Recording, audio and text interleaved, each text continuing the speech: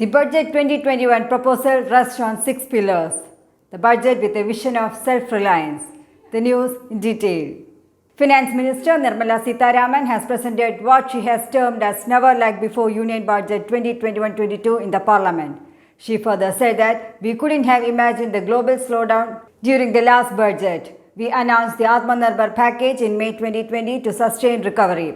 Atmanirbhar Bharat and Pradhan Mantri Yojana were like 3 or 4 mini budgets in themselves. She highlighted that total COVID-19 support measures amounted to 13% of GDP and RBI totals to Rs 27.1 lakh crore and also proposed a sharp rise in capital expenditure for the next fiscal to Rs 5.54 lakh crore. Finance Minister said that the budget proposals for 2021-22 rest on 6 pillars: health and wealth, being physical and financial capital and infrastructure, inclusive development for Aspiration India, reinvigorating human capital innovation and R&D, minimum government and maximum governance.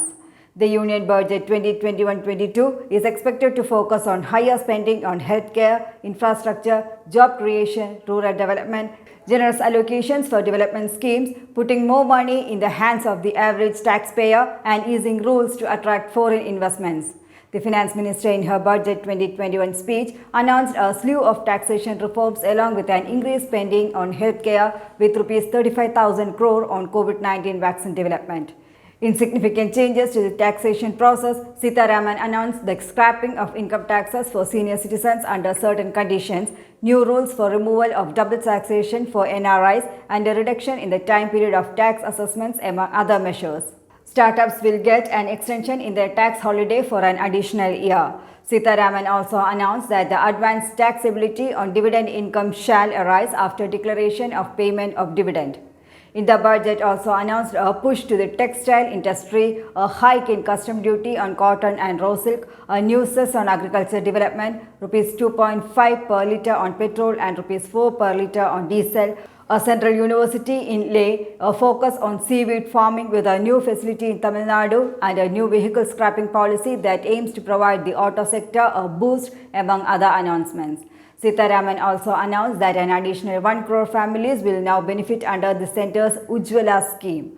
4 poll-bound states, Kerala, Tamil Nadu, Assam and West Bengal, will see significant spending on highway road expansion.